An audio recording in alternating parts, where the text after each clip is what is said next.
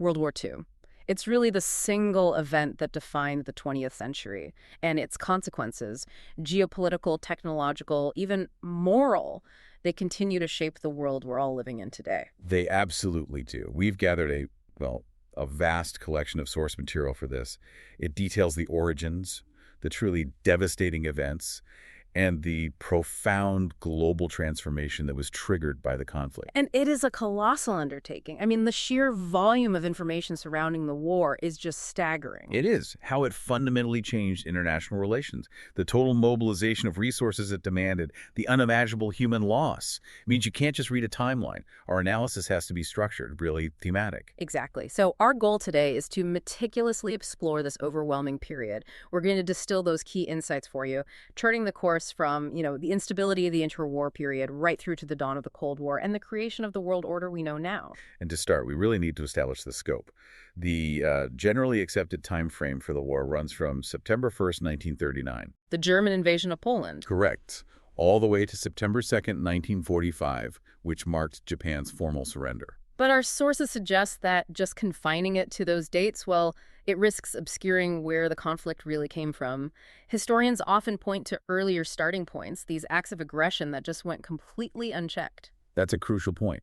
You see, the Japanese invasion of Manchuria way back in 1931, or the Italian invasion of Abyssinia in 35, or even the full outbreak of the Second Sino-Japanese War in 1937. And these weren't isolated incidents. Not at all. These events were critical because they established a precedent. They showed that expansionist, aggressive action would not be met with any kind of effective collective security. They were the preliminary tremors before the earthquake. And regardless of what start date you choose, the conflict that resulted, it just stands alone in its terrifying scale. It is still the deadliest conflict in human history. The statistics are they're almost too large to really process, but they demand our attention. The estimates for total global casualties are generally accepted to be somewhere between 70 and 85 million people dead. 70 to 85 million. And to put that number into perspective for you, that's roughly the entire current population of a country like Germany or the United Kingdom, just completely wiped out in the space of 6 years. And what really stands out in our source material, and this is absolutely vital to understanding the nature of the Second World War, is the civilian toll. That is the defining feature of this war as a total war. Over 45 million of those fatalities, so more than half, were civilians. More than half. Yes. And they didn't just die as, collateral damage in conventional military battles. Many died in genocides and massacres, and as a direct result of deliberate policies of starvation and disease that were implemented by the occupying powers. That context, the systematic targeting of non-combatants, it underscores the unparalleled brutality and the global transformation the war initiated. That sets a profoundly difficult but necessary baseline for our discussion. So how did the world descend into that kind of industrialized catastrophe? We have to go back to the foundation of the conflict, those unresolved tensions that were just festering after the previous global war. The common historical consensus, and it's reflected heavily in our sources, is that the treaties designed to end the First World War, they failed, catastrophically. The peace just provided a 20-year intermission. The political map of Europe was just radically redrawn. The old empires, Austria-Hungary, the Ottoman Empire, the Russian Empire, all dissolve. And in their place, you saw the birth of new nation-states, often based on these tenuous ethnic lines, like Yugoslavia and Poland. And the attempt to create an international body, the League of Nations, was meant to guarantee collective security. But the League had these inherent fatal weaknesses from the very beginning. Absolutely. It lacked universal membership. I mean, the U.S. never even joined, and Germany and Japan just walked out later. And crucially, it lacked any meaningful enforcement mechanism. It had no army. All it could do was issue weak economic sanctions or, moral condemnation. It was always destined to fail when faced with a truly determined expansionist state. And the centerpiece of that post-WWI settlement, the Treaty of Versailles, it seems almost perfectly calibrated to breed the exact kind of nationalism that someone like Hitler would later exploit. That's where the sources really provide a crucial insight. The treaty imposed these sweeping military and territorial restrictions. Yeah. Germany lost 13% of its home territory, all of its overseas colonies, and faced severe restrictions on its armed forces. No air force, a tiny army, no submarines. Exactly. But the real question was the economic damage, the crippling financial reparations, the key issue? Or was it the psychological damage? Our sources suggest that while the economic burdens certainly contributed to the hyperinflation and the instability of the 1920s, it was the psychological impact of the war guilt clause and that military humiliation that was perhaps more powerful in the long term. It fueled this revanchism. Absolutely. The memory of the stab in the back myth, the constant resentment over the dictated peace terms, it created this fertile environment. It allowed radical political figures to promise the restoration of national pride and military glory, and that directly appealed to that deep-seated sense of injustice. Which brings us to the sudden, aggressive rise of these expansionist ideologies in the 1920s and 30s. You see two distinct but aligned movements. In Italy, you have Benito Mussolini seizing power between 1922 and 1925. He establishes a totalitarian fascist state based on aggressive nationalism and this dream of recreating a new Roman Empire. And his foreign policy was entirely revisionist and expansionist from the start. Entirely. Yeah. Exemplified by the invasion of Abyssinia. And then in Germany, you have Adolf Hitler becoming chancellor in 1933. He very quickly dismantles all democratic structures and assumes the role of Führer. But his agenda wasn't just about revising Versailles. It was fundamentally revolutionary and racial. That's the critical distinction, isn't it? It is. Hitler immediately repudiated Versailles. He accelerated a massive rearmament campaign, introduced conscription in 1935, remilitarized the Rhineland in 1936. But the driving force wasn't just getting back lost land. It was this radical, racially motivated pursuit of Lebensraum, living space, in the East. Which required what exactly? It required the systematic displacement and ultimately the extermination of the native populations, primarily Slavic and Jewish people. This goal meant that any war in the East was, by its very nature, going to be a war of annihilation. And that differentiated it fundamentally from German military objectives in the West. Before Hitler's full-scale war, though, the world received multiple warnings. Yet collective action just failed again and again. It starts with Italy's aggression in Africa. The Italian invasion of Ethiopia in 1935 perfectly illustrates the League of Nations' failure. I mean, both nations were members of the League. Yet the response was just pathetic. Weak sanctions that notably excluded oil. The one thing that might have actually worked. Exactly. The failure had severe repercussions. It completely delegitimized the League. And crucially, when Italy eventually conquered Ethiopia, Mussolini felt he owed Hitler nothing.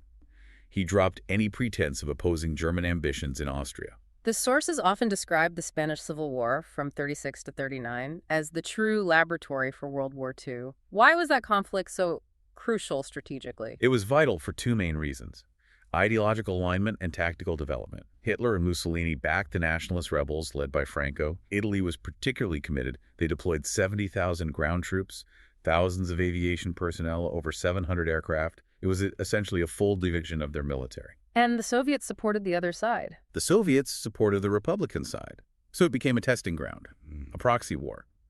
Germany and the Soviet Union used Spain to test their most advanced weapons and, more importantly, their tactical doctrines. Specifically, things like dive bombing and synchronized air-ground support, which would become the blueprint for Blitzkrieg. And this involvement formalized the Axis powers. It did. The Rome-Berlin Axis was established in 1936, and that was followed by the Anti-Comintern Pact with Japan. The forces that were hostile to the existing world order were now formally allied. At the same time that Europe was fracturing, Japan's militarism was rapidly transforming the political landscape in Asia. Japan's strategy was centered on securing resources and establishing a regional hegemony. They justified their aggression as freeing Asia from Western imperialism, but of course they just replaced it with their own brutal control. And the Mukden incident in 1931 was the pretext. It was a staged pretext, yes. They used it to invade Manchuria, which led to the creation of the puppet state of Manchukuo. And when the League of Nations criticized them for it, Japan simply walked out in 1933. And the conflict escalated dramatically in 1937. The Marco Polo Bridge incident in July 1937 was the spark. It ignited the full-scale Second Sino-Japanese War. What's noteworthy here, which the sources highlight, is the momentary internal political unity in China. The ruling Kuomintang and the Chinese Communist Party, who were bitter Civil War opponents, actually agreed to a temporary truce to form a united front against Japan. But that unity didn't stop the speed of the Japanese advance. No, not at all. The Japanese military rapidly captured key cities like Peking and Shanghai. The fall of the capital, Nanking, in December of 1937 led to the horrific Nanjing Massacre. An event where the estimates of victim civilians subjected to mass rape and murder are just tragically wide. They are, ranging from 50,000 up to 300,000. Despite heroic efforts by the Chinese military, they were forced inland. They continued the fight from the temporary capital of Chongqing, but Japan now controlled most of China's coastal and industrial heartland. Back in Europe, the Western powers were continuing their attempts to buy peace, which culminates in the tragic climax of appeasement.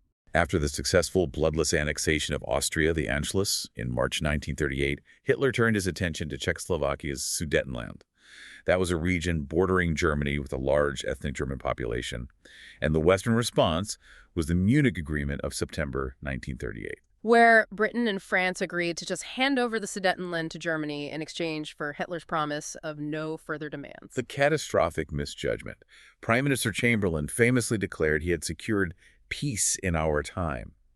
But Hitler, according to his own internal documents, was actually furious. He was furious that the agreement had prevented him from seizing the entire country at once. And he didn't wait long. He violated the agreement within 6 months, seizing the rest of Czechoslovakia in March 1939. He split it into the German protectorate of Bohemia, Moravia, and the client state of Slovakia. This finally destroyed the last shred of credibility for appeasement, and it forced Britain and France to guarantee Polish independence. So the final necessary precondition for Hitler's invasion of Poland was ensuring he wouldn't face a war on two fronts. This leads us to the cynical Molotov-Ribbentrop Pact. The Nazi-Soviet Non-Aggression Pact, signed in August of 1939. And this was a stunning strategic reversal. Negotiations between the Soviet Union, France, and the UK for an anti-German military alliance had collapsed, largely due to Soviet suspicions about Western commitment and Western concerns about Soviet intentions. So Stalin decides to just opt for neutrality with Germany. What did Hitler offer him? Beyond short-term security, the secret protocol was the real prize. This protocol defined German and Soviet spheres of influence all across Eastern Europe.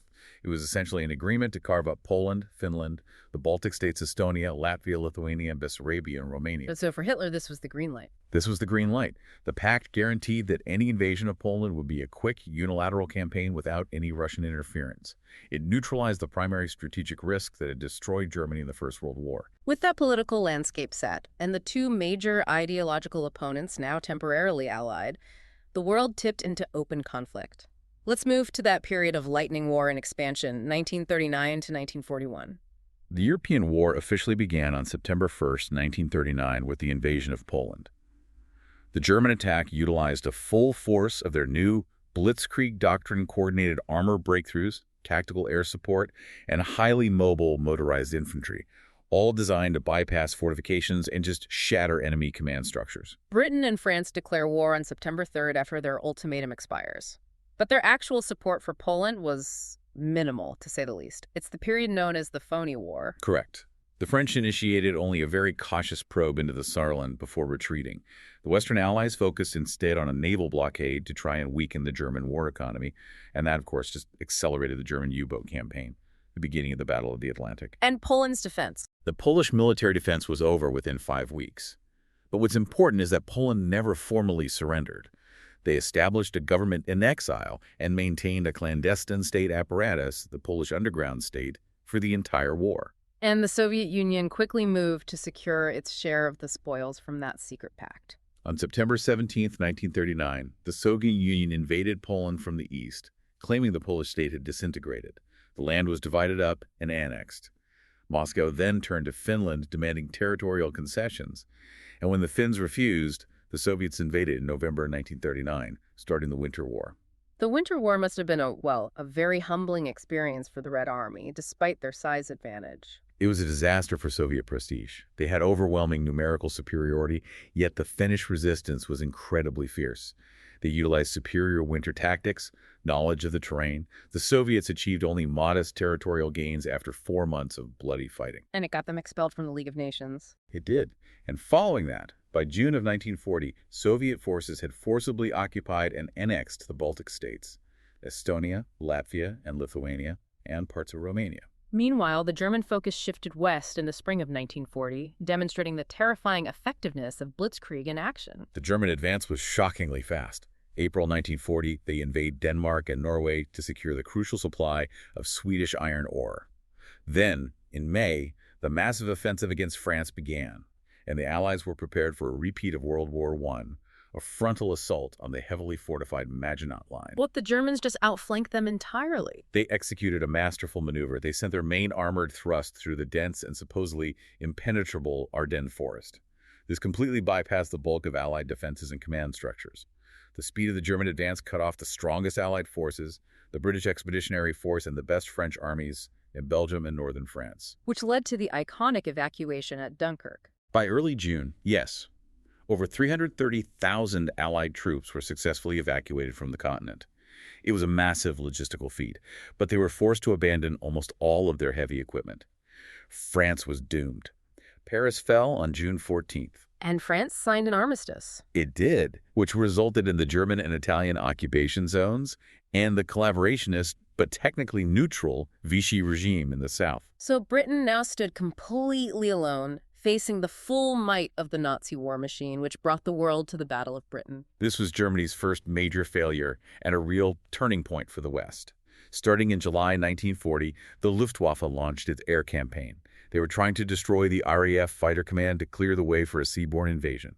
But the British employed a highly advanced integrated system. The doubting system. The doubting system, exactly. It used coastal radar, ground observation, and central command to efficiently vector their limited fighter squadrons to intercept German raiders. Our sources suggest German tactical errors were just as important as British innovation. Absolutely.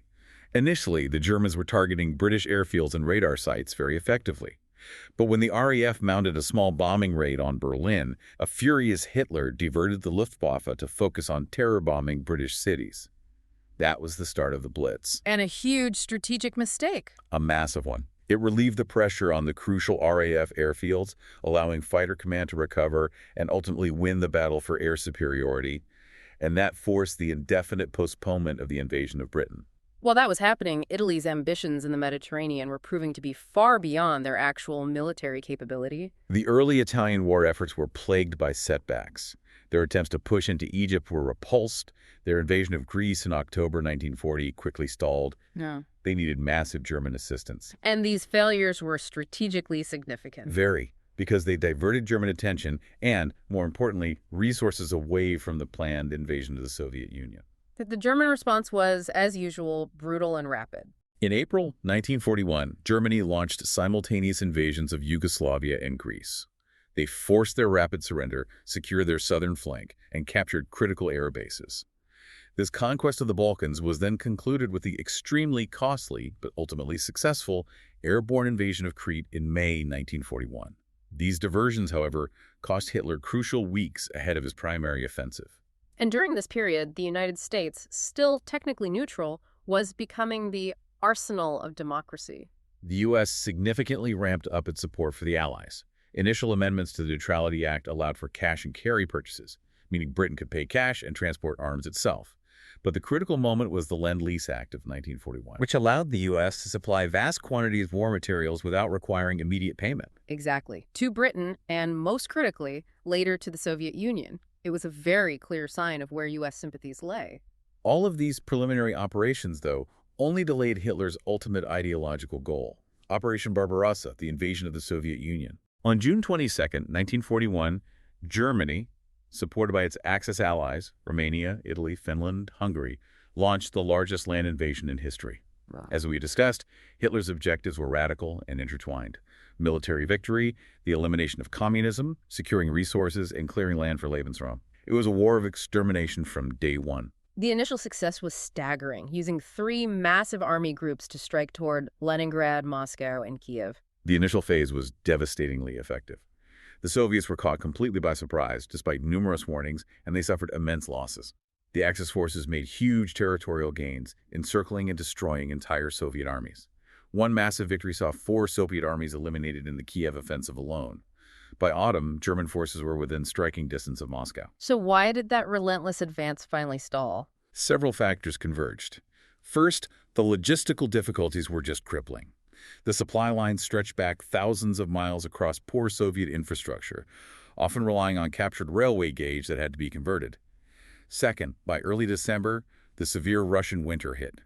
It froze unequipped German troops and unlubricated engines. And Soviet resistance hardened. It did. And crucially, Fresh Soviet reserves, which had been transferred from Siberia after intelligence confirmed Japan would not attack the Far East, were committed to the defense of Moscow. The Blitzkrieg phase had failed. The strategic goal to eliminate the Soviet Union as a fighting force before winter was not met. The war transitioned instantly from a swift, tactical campaign to a brutal, protracted global war of attrition. And that change was cemented by events happening thousands of miles away in the Pacific. Right, the simultaneous outbreaks in the Pacific in December 1941. This is what fundamentally globalized the conflict and brought the United States fully into the fight. The context here is absolutely key. Japan had been aggressively expanding, which culminated in their occupation of southern Indochina in July 1941. This directly threatened British and Dutch colonies rich in oil and rubber. And in response, the U.S. imposed a total oil embargo and froze all Japanese assets. For Japan, which was completely dependent on imported oil, this wasn't just seen as a sanction. It was viewed as a direct challenge that required a military response, an unspoken declaration of war. So they calculated their only option was a preemptive strike. Precisely, to neutralize the U.S. Pacific Fleet. That would allow them a 6-month window to seize all the necessary resource territories, Malaya, the Dutch East Indies, the Philippines, and establish a massive defensive perimeter. The execution of this strategy on December 7, 1941 was a masterstroke of coordination, even if it was strategically flawed in the long run. Near simultaneous attacks were launched all across the Pacific. The bombing of Pearl Harbor in Hawaii, the symbol of U.S. naval power, and parallel attacks on the Philippines, Guam, Wake Island, Malaya, and Hong Kong. And the U.S. and U.K. declared war on Japan immediately. They did. And within days, Germany, honoring the Tripartite Pact, declared war on the United States, citing alleged American attacks on U-boats. The Axis was fully aligned, and the war was now truly worldwide. With the U.S. in the war, the Allied powers quickly had to formalize their strategic alliance and their goals. What were the initial priorities? The first major step was the declaration by United Nations in January 1942. It was signed by the Big Four, the U.S., UK, USSR, and China, and 22 others, and it bound them not to sign a separate peace with the Axis. That unity was essential, but the strategy was intensely debated. We see a major strategic split here, largely dictated by geography and immediate necessity. The central debate was about the second front. The Allies all agreed on Germany first, meaning Hitler was the primary enemy to be defeated before Japan. But the Americans favored a direct cross-channel invasion of France as soon as possible. They believed in massive, decisive engagements. Whereas the British, remembering the carnage of World War I, favored a different approach. They favored peripheral operations. The idea was to wear down German strength through North Africa and the Mediterranean, supported by heavy strategic bombing. And initially, the British strategy prevailed. An immediate cross-channel attack was just deemed too risky in 1942. That's right. The strategic path was really set at the major conferences. The Casablanca Conference in early 43 established the political demand for the unconditional surrender of the Axis and agreed to invade Sicily to secure the Mediterranean. Later, at the Tehran Conference in November 43, they finalized the commitment to launch the invasion of France in 1944, Operation Overlord, and Stalin promised Soviet entry into the war against Japan within 3 months of Germany's defeat. Meanwhile, in the Pacific, Japan's initial wave of conquest in early 1942 was incredibly rapid, but the tide began to turn surprisingly quickly, really due to naval power. Japan swept through Southeast Asia. They captured Burma, Malaya, Singapore, the resource-rich Dutch East Indies. But this rapid expansion also left them severely overextended, and that set the stage for their first strategic defeat at the Battle of the Coral Sea in May 1942. Which thwarted the invasion of Port Moresby. Exactly, which was critical to protecting the U.S.-Australian supply lines. But the truly decisive turning point in the Pacific occurred just 1 month later at the Battle of Midway. Midway was a catastrophic blow to the Imperial Japanese Navy. The U.S. had broken Japanese naval codes, a massive intelligence advantage, which allowed Admiral Nimitz to anticipate the attack. And the result was devastating for Japan. The U.S. sank 4 Japanese aircraft carriers while losing only one of their own. Japan was forced onto the defensive. It effectively halted their expansion and signaled the definitive end of Japanese naval dominance in the Pacific.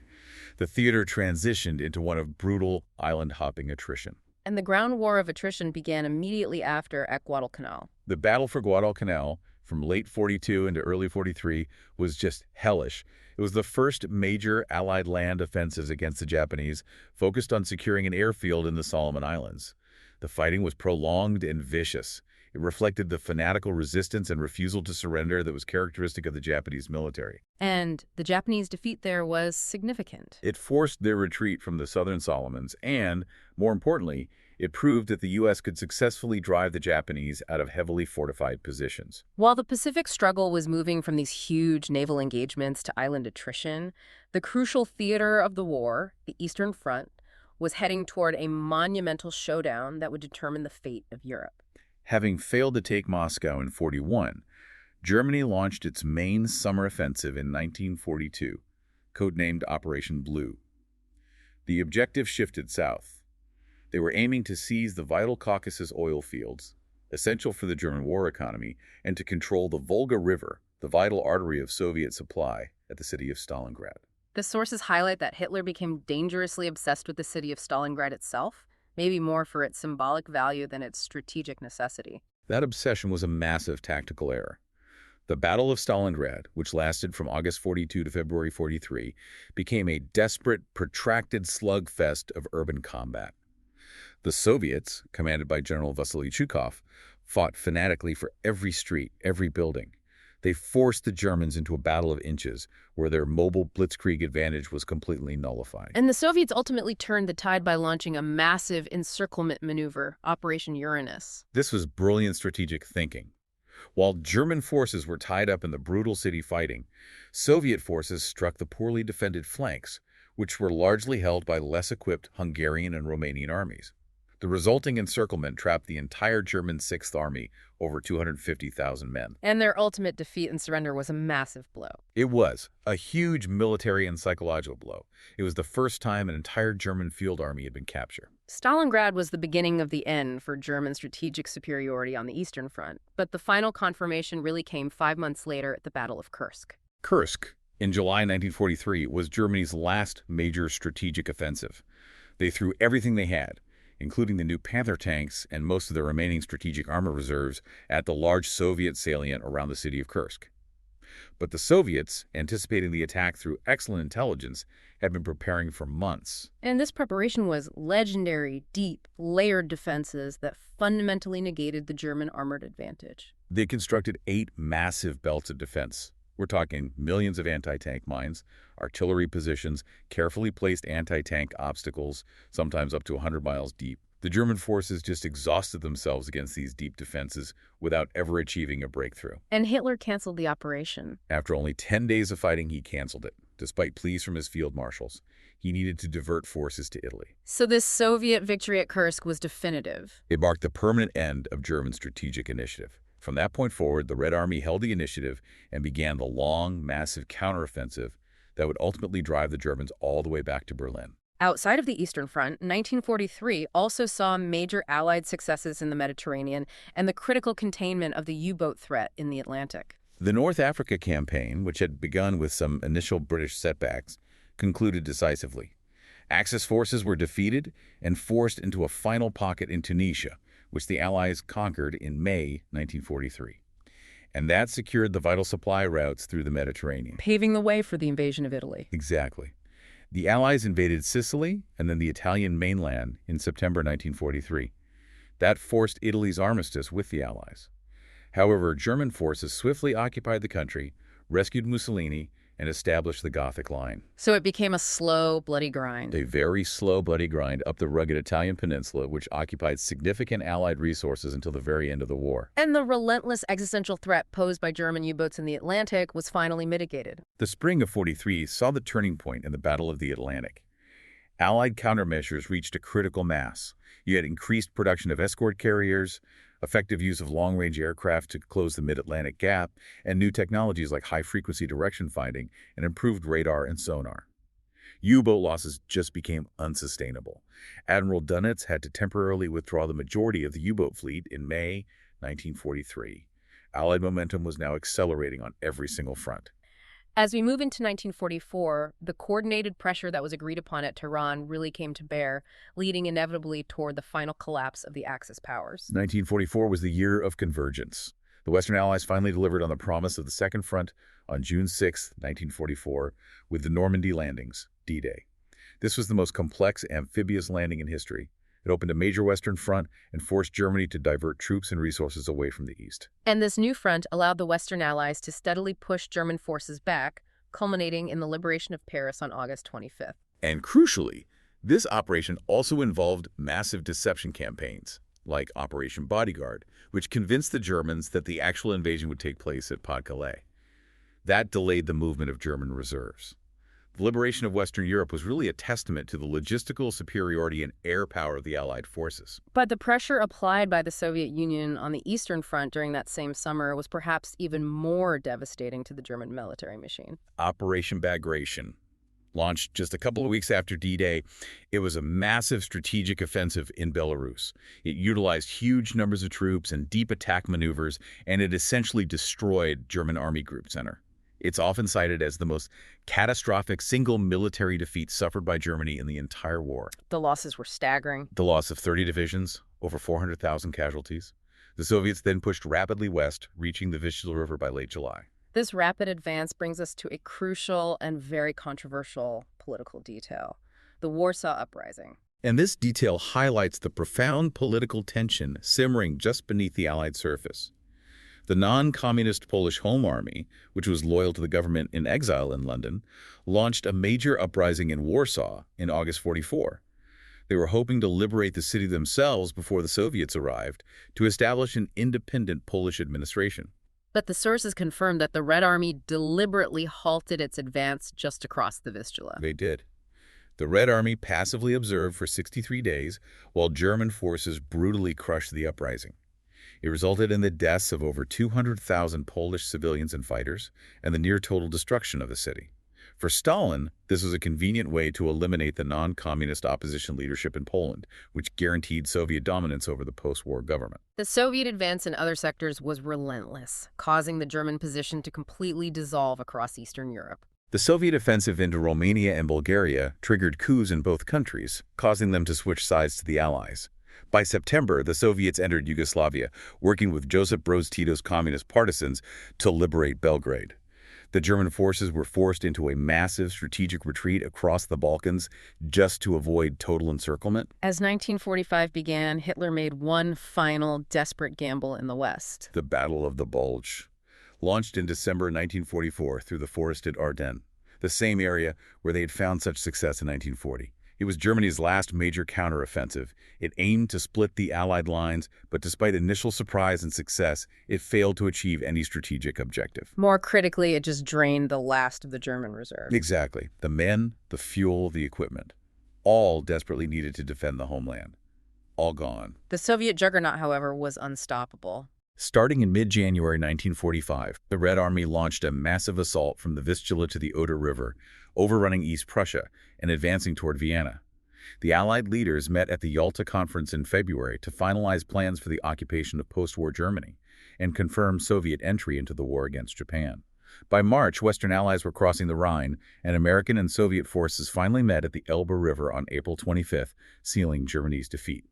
The end in Europe came swiftly in the final days of April 1945. Benito Mussolini was captured and executed by Italian partisans on April 28th. On April 30th, after the Reichstag was captured by Soviet forces, Adolf Hitler committed suicide in his bunker. His designated successor signed the total and unconditional surrender in Europe, which became effective on May 8, 1945. Yet the war in the Pacific continued, necessitating the final devastating actions of the entire conflict. The U.S. Army Air Forces had already shifted strategies away from precision bombing and towards massive area firebombing of Japanese cities. The intent was to destroy industrial capacity and demoralize the population. The Tokyo firebombing in March 1945 remains the deadliest conventional raid in history. It killed over 100,000 people and leveled a vast portion of the city. Despite this level of destruction and the clear strategic defeat of the Japanese military, the Allied demand for Japan's unconditional surrender, which was formalized in the Potsdam Declaration in July 1945, was rejected. The Japanese military leadership was deeply divided. They were hoping to negotiate a conditional surrender that might protect the emperor and avoid occupation. This impasse led directly to the decision to use atomic weapons, first against Hiroshima on August 6th, and then against Nagasaki on August 9th. And critically, between those two bombings, the Soviet Union fulfilled its Tehran commitment. Yes. On August 8th, the Soviets declared war on Japan, and launched a massive invasion of Japanese-held Manchuria. They overwhelmed the veteran Kwantung army within days. The combined pressure of the two atomic bombs and the sudden devastating Soviet entry, which signaled to the Japanese leadership that there was absolutely no chance of brokering a peace deal through Moscow, finally forced the decision. Japan announced its acceptance of the surrender terms on August 15th. The formal surrender was signed aboard the USS Missouri in Tokyo Bay on September 2, 1945, officially ending the Second World War. We have charted the path of military conflict, but the lasting importance of World War II is found in its profound global impact, beginning with the unspeakable human toll and the industrial scale of the atrocities committed. This section demands the greatest gravity and reflection. We have to reiterate the scale. Total dead over 60 million. The sources make it agonizingly clear that the scale of suffering was just unequaled. The Soviet Union bore the brunt of this human cost. Our source material points to approximately 27 million dead. That's 8.7 million military personnel and a staggering 19 million civilians. 19 million civilians. 19 million civilians lost to combat, massacres, starvation during the German occupation. It's estimated that roughly a quarter of the entire Soviet population was either wounded or killed. Their loss is absolutely central to the history of this war. And running parallel to the conventional military conflict was a deliberate policy of industrialized, state-sponsored genocide carried out by Nazi Germany. The Holocaust. The Holocaust was the systematic murder of approximately 6 million Jews, alongside 4 million other victims deemed undesirable or unworthy of life by the Nazi regime.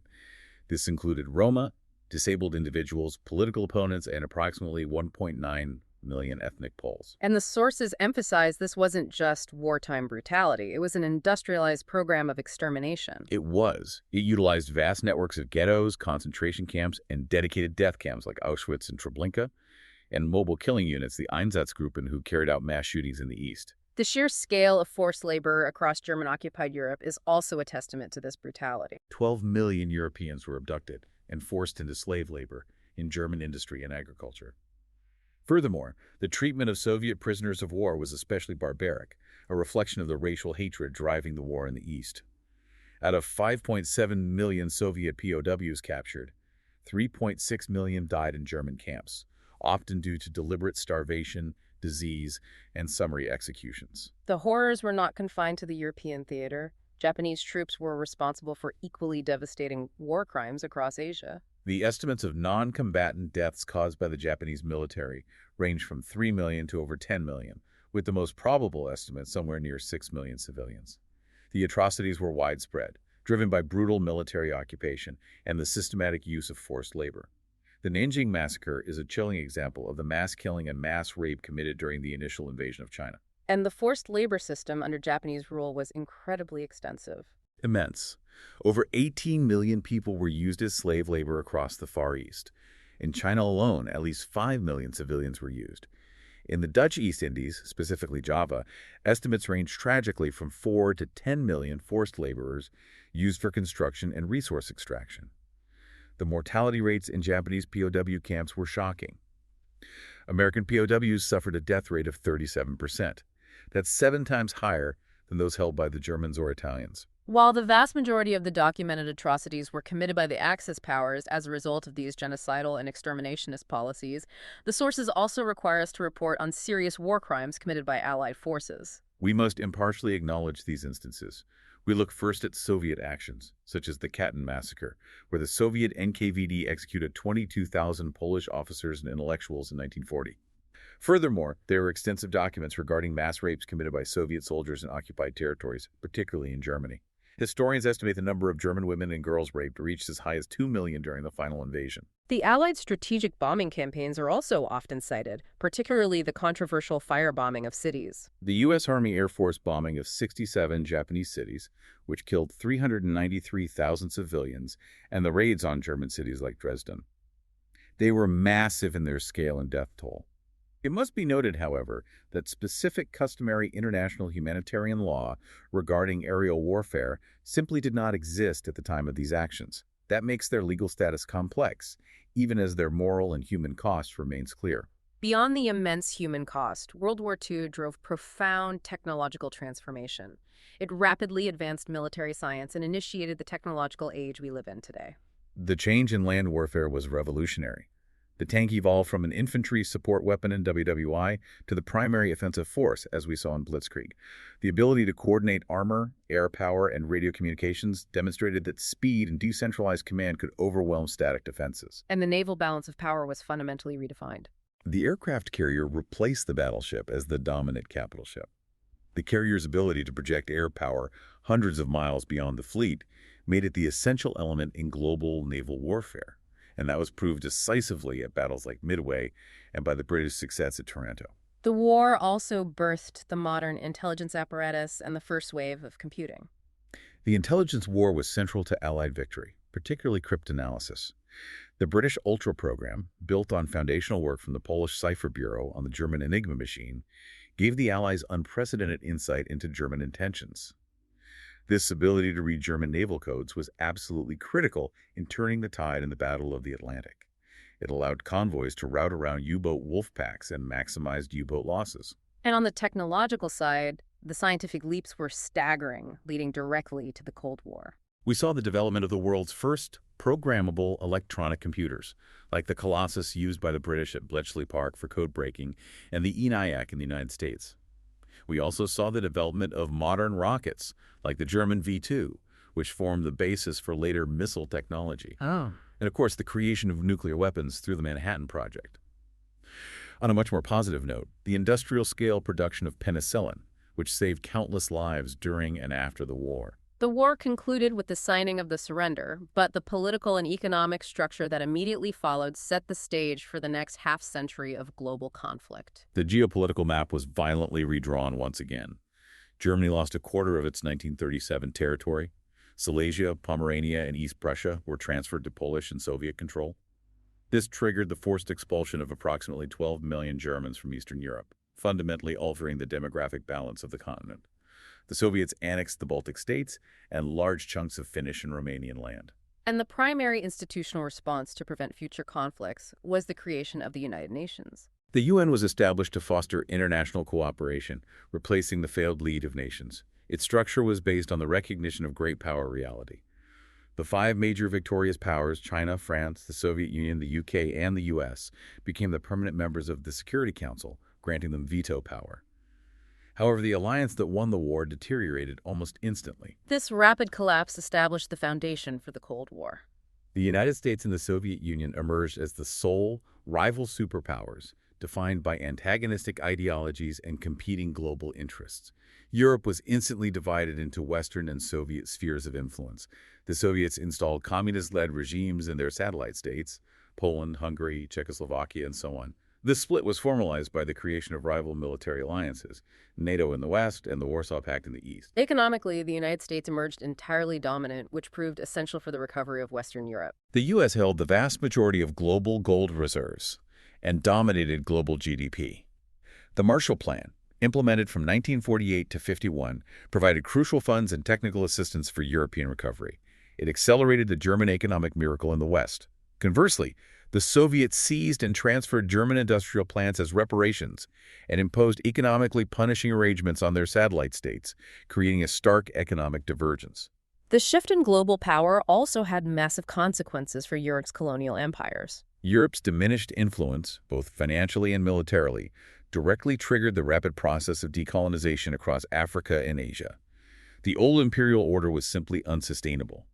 In Asia specifically, former Japanese-ruled Korea was divided along the 38th parallel between the Soviet North and the U.S. South, a division that quickly led to the Korean War. The Chinese Civil War also resumed, resulting in the victory of the Communists and the establishment of the People's Republic of China on the mainland, while the nationalists retreated to Taiwan. We have covered an immense amount of ground today, exploring the foundational failures of the Treaty of Versailles, charting the horrors of the fighting and the genocide, and mapping the profound and rapid shift in political, economic, and technological structures that defined the second half of the 20th century. The sheer scope of this transformation, coupled with the profound human tragedy, the loss of 70 to 85 million lives, is why World War II remains the most defining event in modern global history. Given that the stated goal of the newly formed United Nations was to prevent future conflicts, and considering the immediate onset of the half-century-long Cold War, we should leave you with this final provocative thought.